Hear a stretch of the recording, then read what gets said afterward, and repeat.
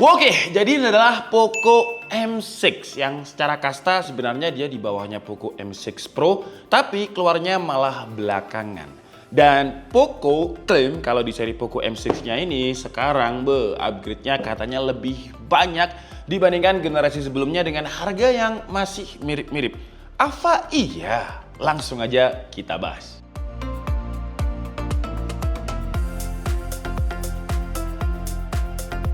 Untuk box seperti biasa, ciri khasnya Poco warna kuning seperti ini, dan untuk spesifikasinya coba kita lihat. Garansinya dia 15 bulan ya. Kalau biasanya HP-HP entry level itu 12 bulan, tapi untuk Poco dia 15 bulan. Dan untuk varian warnanya yang bakalan kita bahas ini warna purple dengan RAM 8GB, bukan 4 atau 6, jadi langsung 8 dengan storage yang juga cukup gede ya untuk sebuah HP entry level. 256GB. Wow, kameranya sih ada upgrade ya. Kalau dulu itu 50 megapiksel, sekarang main kameranya jadi 108 megapiksel. Terus kalau dulu cuma 18 watt, sekarang jadi 33 watt support chargingnya. Dan untuk layarnya dia 90 Hz dengan Full HD+. Yang 90 Hz-nya ini katanya bisa adaptif. Tapi nanti kita coba. Chipsetnya dia pakai Helio G91. Kalau dulu kan pakai G99 ya. Ya mungkin karena terlalu banyak yang bosan pakai G99 akhirnya pakai G91. Kalau secara angka seharusnya sih lebih kenceng G99 ya. Kalau nantinya lebih kenceng G91 sih kayaknya agak mind blowing ya. Dan langsung aja lah kita coba buka. Di dalam paket pembeliannya ini ada apa aja. Seperti biasa ada tagline-nya Poco, Poconya beraksi, lagunya kotak. Teret tew. Terus di sini kita juga dapat soft case dan beberapa stiker yang jujur dari semua HP Poco saya stikernya itu nggak pernah saya copot, nggak pernah saya tempelin juga. Mungkin beberapa dari kalian ada yang nempelin entah di mana. Dan soft case-nya ini transparan ya. Dan di sini ada beberapa selling point juga di HP-nya yang mirip sama di belakang tadi yang udah kita sebutin. Jadi kita skip dulu dan langsung kita lihat di sini. Wah, dia dapatnya langsung 33 watt ya, sesuai dengan support fast chargingnya. Dan untuk portnya itu pakai Type A, jadi seharusnya sih di sini Type A to Type C. Oke, jadi ini adalah Poco M6-nya. Bagian belakangnya dia plastik, tapi plastiknya ini pakai finishing glossy ya, atau kaca, jadi kesan mewahnya masih dapat. Dan dia two tone sih, jadi ada purple tua dan purple muda. Sebenarnya secara bingkai kamera dia mirip sama Poco F6, tapi kalau Poco F6 tulisan Poconya itu horizontal, kalau di M6 dia vertikal. Kalau secara dimensi, wah ini langsung terlihat sih ya, Poco M6 ini lebih gede dibandingkan Poco F6 karena memang dia punya 6,79 inch. Bobotnya pun juga kerasa lebih berat si Poco M6 dengan 205 gram. Ketebalannya ada di 8,3 mm, jadi lumayan bulky juga desainnya. Dan di samping kanannya ini ada volume up and down, ini sambil kita nyalain ya. Terus ada tombol power yang menjadi satu dengan fingerprint. Terus ada speaker Type C, di sebelah sini ada SIM tray, di sebelah atas ada audio jack yang juga ada infrared blaster. Speakernya sih kalau untuk grillnya cuma satu, tapi apakah speaker ini nanti bisa jadi speaker loudspeaker juga? Nanti kita coba lihat. Oke, jadi untuk Poco M6-nya udah selesai kita instalasi untuk hands on. Kita coba langsung deh untuk fingerprintnya.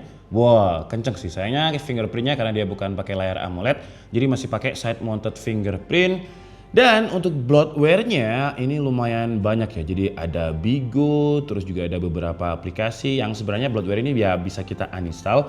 Tapi ya biar harganya murah mungkin makanya Poco kasih bloatware, biar aplikasi-aplikasi ini bayar ke mereka ya, nggak apa-apa lah ya, bisa kita hapus juga. Untuk OS dia out of the box-nya langsung dapat Xiaomi HyperOS versi 1.0.2 yang ini udah nggak ada updatean ya, jadi ini udah updatean yang paling baru. Kalau untuk layarnya sih untuk sebuah entry level layarnya udah bezelnya udah lumayan tipis lah, walaupun kalau kita bersandingkan dengan Poco F6 ya beda kelas, walaupun di samping kanan kiri atasnya menurut saya udah cukup oke. Dagunya aja yang lumayan tebal. Terus untuk selfie kameranya dia ada di 13 megapiksel. Untuk refresh rate-nya dia ada di 90 Hz ya, dia bisa diganti sih kalau misalnya kita mau ganti ke 60 Hz. Bisa, tapi kita pilih yang default aja karena dia bakalan menyesuaikan dengan skenarionya. Jadi kalau misalkan kita nggak ngapa-ngapain dia bakalan turun. Contoh misalkan kita buka Netflix deh, dia bakalan turun, seharusnya turun sih, kok nggak turun? Nah dia bakalan turun tuh di 60 Hz. Tadi juga sempat turun ya di home screen tuh ketika statik dia di 36 Hz. Tapi ini kok nggak turun sekarang? Tadi turun. Ya gimana nih? Tadi ketika pas gak di shoot dia turun, tapi ketika di shoot ya anggap aja ini berarti bug lah ya. Jadi kalau misalkan kita buka aplikasi lain, misalkan YouTube, ya YouTube dia bakalan turun di 60 Hz. Kalau misalkan kita putar video, dia juga di 60 Hz ya. Dan coba kita lihat untuk YouTube-nya ini bisa di upscaling di mana? Bisa upscalingnya sampai 2160p 60 Hz, tapi untuk fitur XDR-nya dia nggak ada karena ini saya udah muter konten XDR, tapi konten XDR-nya nggak mau di YouTube ya. Dan untuk resolusi mentoknya kira-kira kayak gini. Cuman kalau di kamera kayak kurang terang gitu ya. Coba kita naikin lagi brightness-nya. Jadi untuk brightness ini sih diklaim sama Poco untuk tipikalnya ada di 450 nits dan high brightness mode-nya di 550 nits dengan 70% NTSC. Speakernya cuman bawah aja ya. Jadi dia cuman mono di bawah aja walaupun suara bawahnya ini kenceng banget. Tuh, ini volume 100%. Dan dia gak gembret. Terus kalau bagian depan ini proteksinya dia bilang dia pakai Corning Gorilla Glass, tapi nggak disebutin Corning Gorilla Glass berapa. Wah ini turun nih 36 nih. Tapi tadi nggak turun ya. Jadi mungkin ada bug di situ ya. Nah sekarang coba kita buktikan layar yang diklaimnya tadi kalau kita tes pakai Calman seberapa. Tapi sebelum itu yang perlu diperhatikan yaitu ada 3 mode ya seperti biasa. Jadi ada mode Vivid, Saturated, dan Standard yang secara default dia bakalan masuk ke standar. Dan 3 mode ini kalau kita tes jelas juga color akurasinya, game mode volume, dan juga game mode coveragenya beda. Dan hasilnya kalau di mode Saturated RGB-nya itu ketika kita tes dia dapatnya di 97,3%. Kalau di mode Vivid lebih rendah, sRGB-nya ada di 96,7% dan standar malah lebih rendah lagi ya dengan 79,4%.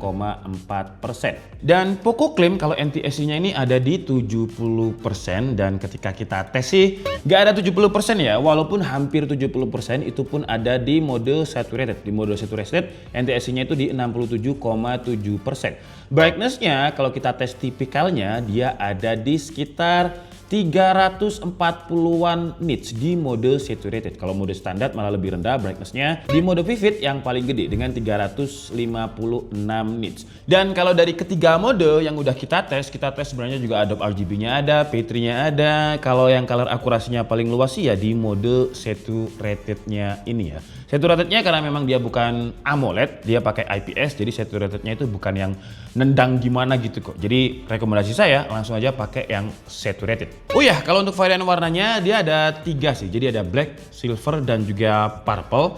Dan sayangnya ya, karena materialnya ini glossy, kalau kalian lihat ini cepet banget dia nempel sama fingerprint. Jadi harus kita bersihin lagi nih biar kalian lihatnya enak. Sekarang lanjut kita bahas untuk performanya. Jadi MediaTek Helio G91 ini ya sesuai dugaan saya karena dia angkanya lebih rendah dibanding G99.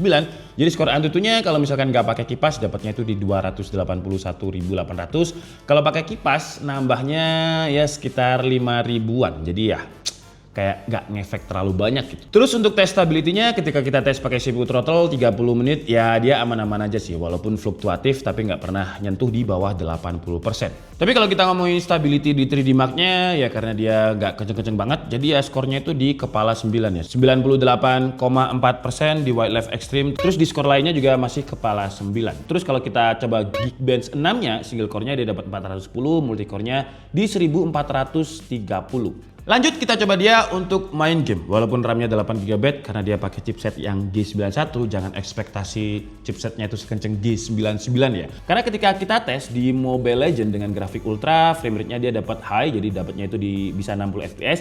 Average dia dapatnya di 48, ya maksimumnya bisa di 60 fps. Drop-dropnya itu di 38 fps. Dan kalau kita lihat chartnya ini di Mobile Legends dia juga cukup fluktuatif ya, walaupun dia bisa menjaga untuk tetap di atas 40 fps ketika kita main satu match. Lanjut di PUBG dia dapat settingannya itu smooth ultra jadi 40 fps juga dan average fps dia dapatnya di 33, maksimumnya bisa tembus 40. Drop-dropnya bisa di 24 fps sayangnya. Dan kalau kita lihat chartnya ini di 5 menit awal dia ada drop ya, dropnya itu bisa sampai di bawah 20 fps, tapi setelah itu dia normal lagi tuh dari menit ke 7 sampai menit ke 33 Aman ya, menit 33 ketika dia lumayan hangat baru turun di kisaran di bawah 30 fps. Jadi sayangnya untuk main game PUBG dia belum bisa bertahan di atas 30 fps. Lanjut kita coba main di game Genshin Impact. Kita coba lowos aja lah ya, tapi 60 fps-nya aktif dan average sayangnya dia cuma bisa di 21 fps, maksimumnya bisa di 38. Minimumnya sih 15 fps dan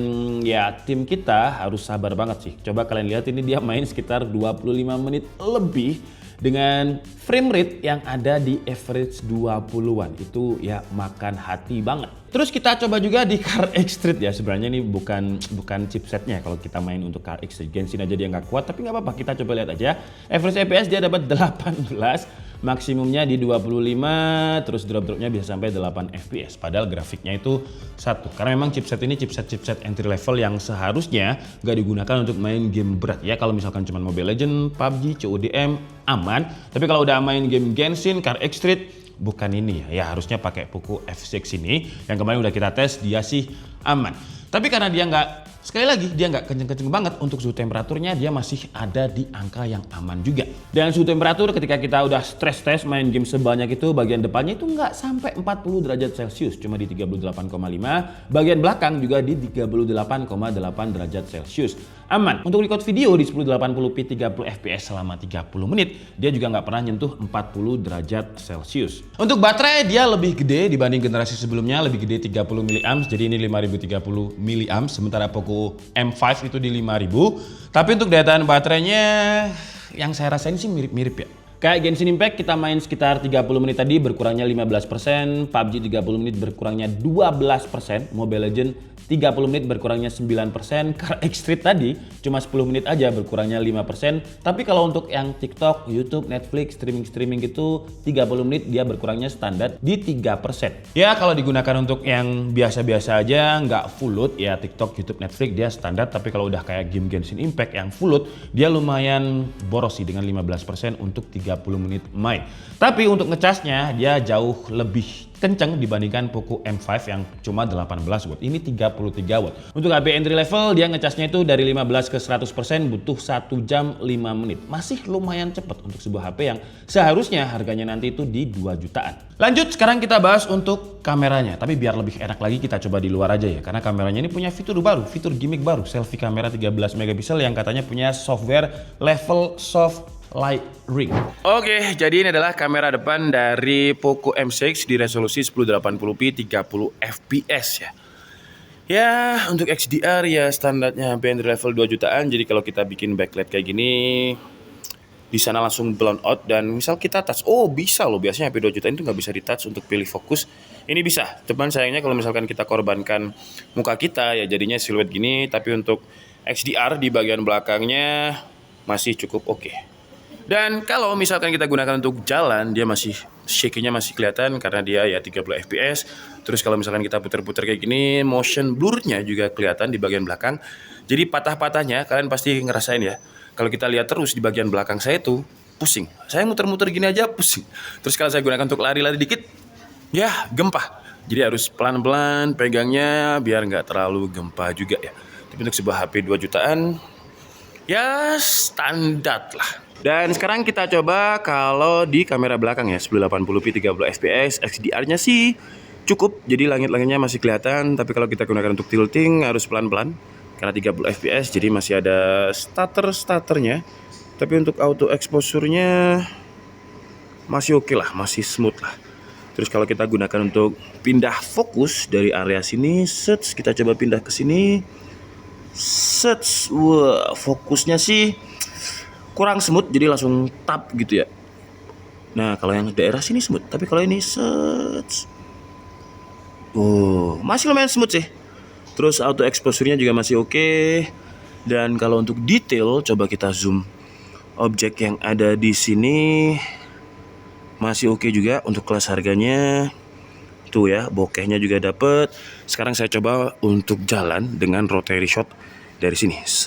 Sini saya jalan ninja walk. Wah, ninja walk aja masih lumayan geter ya. Nah ini kalau rotary shot kayak gini nih. Ya, dia lumayan gempa karena memang dia nggak ada OIS-nya. Iya, terus jalan mundur lagi. Ya, kayak gini. Terus kalau misalkan kita jalan agak kenceng, kayak gini.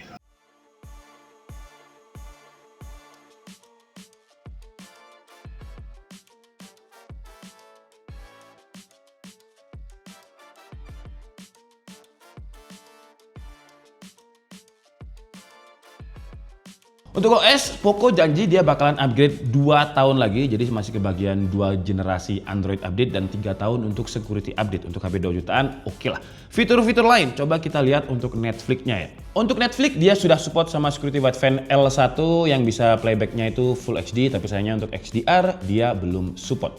Terus kalau untuk action centernya di sini bisa kita lihat ada fitur dark mode. Coba kita aktifkan ya dark mode-nya biar lebih terlihat di kamera.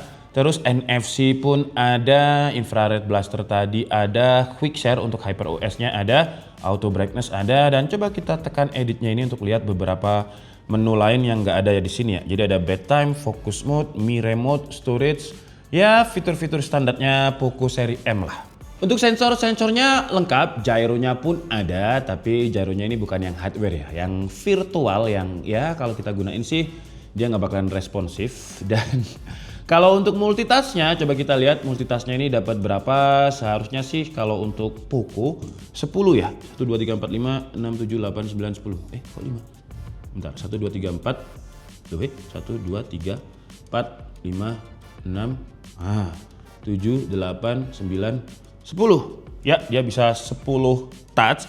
Ya itu tadi karena tangan saya kotor aja sih. Jadi dia tuh kalau kalian lihat, ya memang kalau layarnya kotor agak kurang responsif ya, dan dia cepet banget nih nempel fingerprint. Terus kalau untuk touch sampling rate-nya dengan 90 Hz-nya ini dia ada di lumayan. Untuk 90 Hz dia dapatnya di 241 Hz untuk touch samplingnya. Jadi masih lumayan licin. Oke lah, jadi itu tadi adalah unboxing, hands on, dan juga udah review sih sebenarnya dari Poco M6 kali ini. Yang harganya ketika video ini saya buat, saya belum tahu berapa, tapi kalau dari sejarah-sejarahnya sih seharusnya harganya itu sekitar 2 jutaan lah. Mirip-mirip sama Poco M5 yang dulu. Karena untuk Poco M6 Pro aja sekarang harganya itu 2,9 sekian. Jadi seharusnya harganya dia di bawahnya.